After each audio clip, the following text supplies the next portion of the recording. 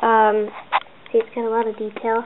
And this part down here is metal. So these thingies. So this is Elizabeth right here. That one. She's wearing a pink dress that's from AC Moore, I think. Yeah. It came in these two dresses that they're wearing came in a package from AC Moore, yeah, like a box. But the dresses, a set. I recommend not buying them because they're kind of, well, this one, the bow is loose fitting. And the backs, they can barely Velcro. Yeah.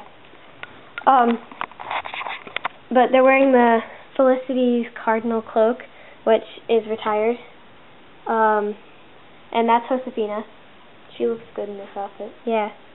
And the holiday sleigh has like bells right here on the thing for the horse. And this one it fell off. Yeah. Like two of the bells the fell little sleigh bells fell off, but it has these metal bells down there. It's pretty legit because it even has little winders for the horse, which is pretty cool. They're right there.